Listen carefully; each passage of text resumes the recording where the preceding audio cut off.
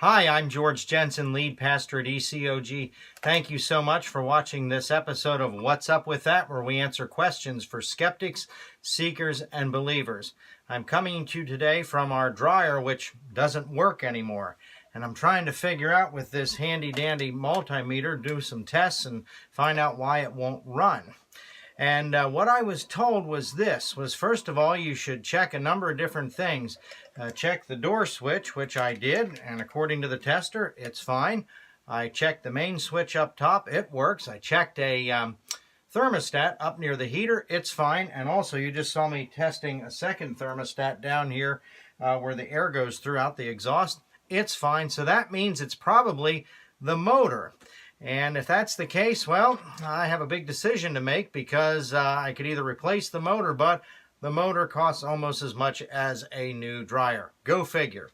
But this testing process is an example of how we can test and find out what the will of God is. As Christians, we often want to know what God's will is. What's up with that? How does that take place? Well, first of all, recognize that God is not going to come down out of the sky with a piece of paper and say, here is my will, and then you know what's going on. But he wants us to step out in faith and do some tests. The very first test that we should do has to do with looking into his word. God will never direct us to do something, or his will not encompass something that's in conflict with his will.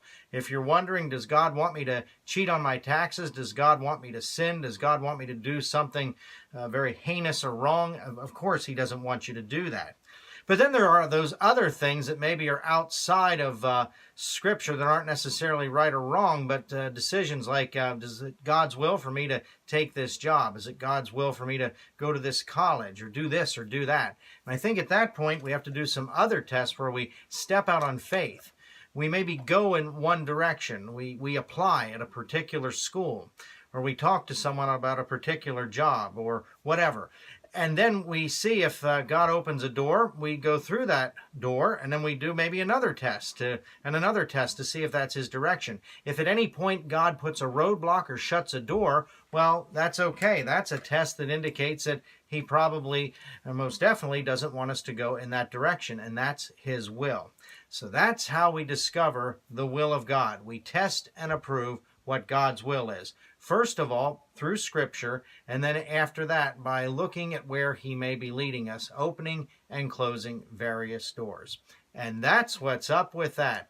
Hey, as always, we invite you to ECOG, where we make it our purpose to be guiding people to salvation and preparing people to face the storms of life. And I'm going to keep on testing here. Did I turn the power off on this thing? Whew. Yes, I did. Be blessed as you keep on testing.